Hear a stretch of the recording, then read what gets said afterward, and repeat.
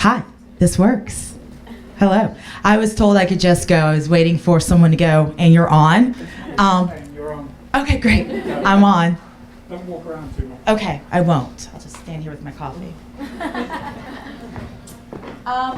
So, good afternoon. It is really, truly an honor to be here and speaking to such a distinguished crowd of women and sharing this experience with amazing people. I'm actually going to put this on a stand because I'm going to have to refer to my notes.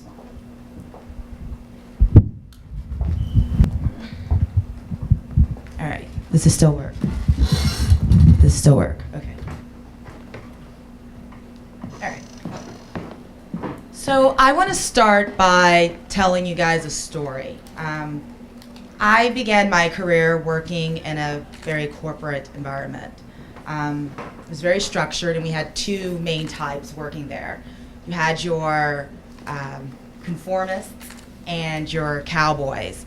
And I'm pretty sure we can all imagine the difference between the two. And I kind of fell somewhere in between. I was really young, I was starting out, and I had this need to feel liked. But I also really, really admired the cowboys. I admired the risks that they took. And I admired that they seemed to get away with everything because they were high performers. Fast forward 4 years later, or 4 years ago rather, when I decided that it was time for me to make a change and kind of try a different path. I wanted to make a difference. I wanted to start a movement and change the world. And that definitely wasn't going to happen pushing enterprise software. So I left to find my own way. And I often look back at the decision to leave a very secure role and kind of summoning the courage to do so. And then looking back at my early career to where I am now and the lessons learned in between. And that's what I actually want to share with you guys. So I titled my talk, The Non-Tech Bros Guide to Getting Plugged In, because I am the furthest thing from a tech bro, and I like anecdotal guides that you could summarize in bullet points. So I'll go from there. The tech bros that I interact with today, or that I think of today, remind me of the cowboys that I associated with the risk takers in the early portion of my career. Why did they have it so easy? I don't like to make comparisons, and I especially don't like to compare myself to others. And I don't like the obvious comparison to deter me. But I wanted to break down this behavior, the mentality that resulted in their success over mine. Let's start with language. Looking back at my corporate life, it is now very clear that I adopted a language that was not my own. I spoke jargon fluently. In fact, I worked at an organization that believed in acronyms. We actually had a dictionary with all of our acronyms, and that is a true story. It wasn't representative of who I am. And when you couple that with MBA buzzword bingo and other corporate mumbo jumbo, you find yourself leaving interactions that you're having on a professional level, wondering if anything was really said at all. Language matters. Language is the glue that connects us. And when words coming out of your mouth are not representative of how you feel or what you think, you have a tendency to alienate the people around you. language is what makes us human. And it's what connects us as human beings. So in order to reach people, you have to use a language that resonates. And you have to find your authentic voice. And so this was the important lesson that was impressed upon me.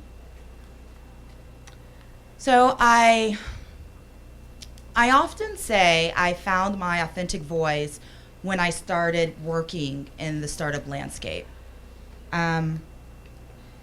Everything felt a bit freer. My sentences flowed better. And I think maybe that's because I was using real words and not speaking in acronyms.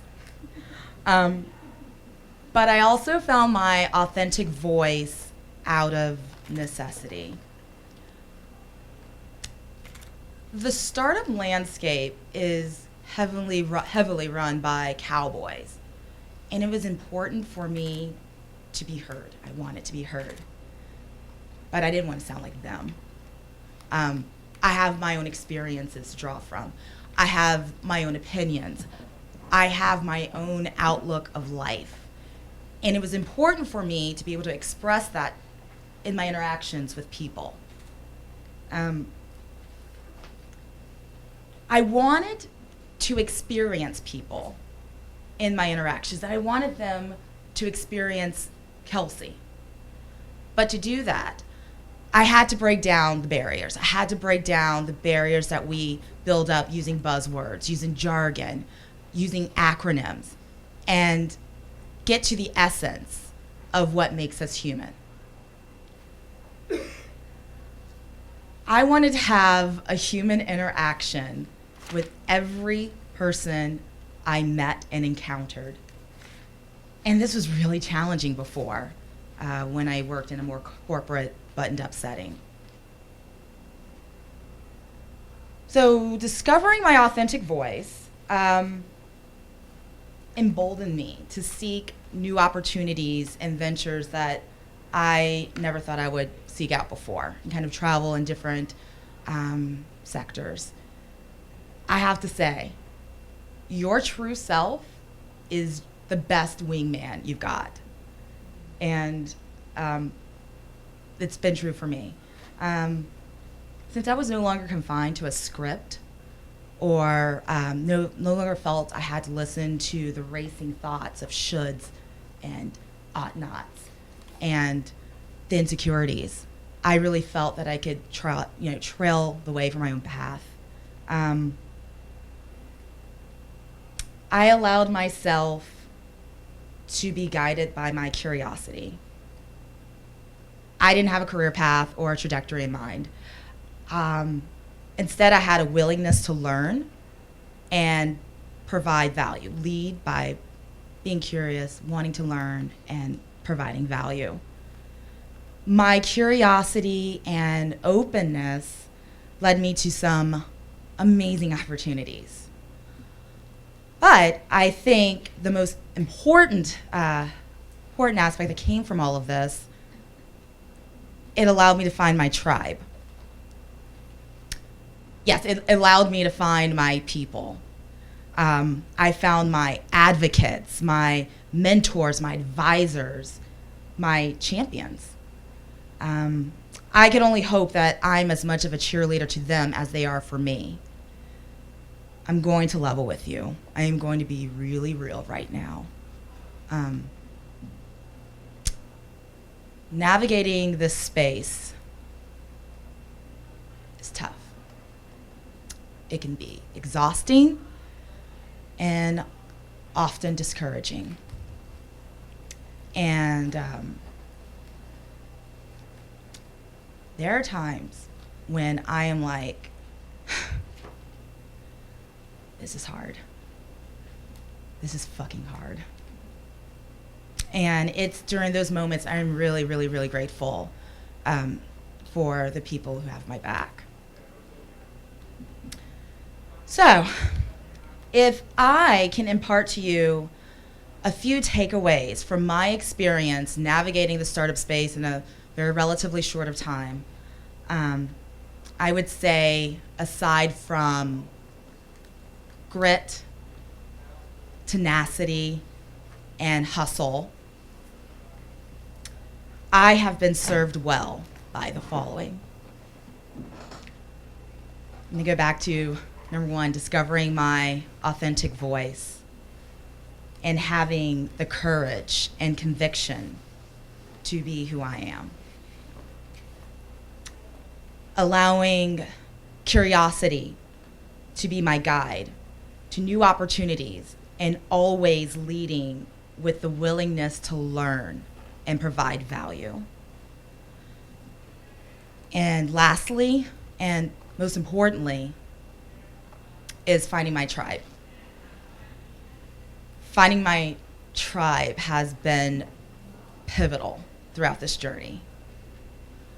So, I thank you all for this opportunity and for the Anita Borg Institute for putting together this collaboration and collection of women doing amazing things in the entrepreneurship and innovation space.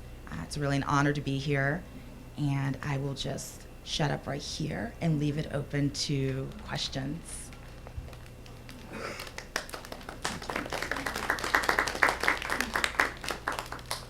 Yes? I have a question for you. How did you find your tribe? By going to networking events or just stepping outside of your comfort zone? Both. I went to everything I could get my hands on, but like mostly things that resonated with me. So leaving a company that focused on enterprise sales and ROI and all that bullshit, I wanted to do something that was more mission driven. So I, looked for organizations that wanted to save the world, doing cool things in developing countries, developing technologies that helped the greater good and not the few. And really learning the language around that. And by stepping outside of my comfort zone, I was able to get more comfortable with myself. And, when I said your true self is a great wingman, it's true. If you could walk in and just kind of own who you are in that space, you don't really need a cadre of people behind you. And so I was able to find comfort in that, and through that found people who were down with that.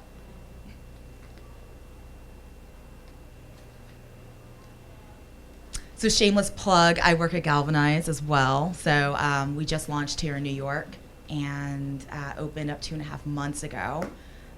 So please check me out at Galvanize. We host events that cater to the tech ecosystem. We've done wonderful things with the Anita Borg Institute, both in New York and our San Francisco location. So again, really stoked to be here, and I'm looking forward to my other panel speakers. Thank you so much, guys.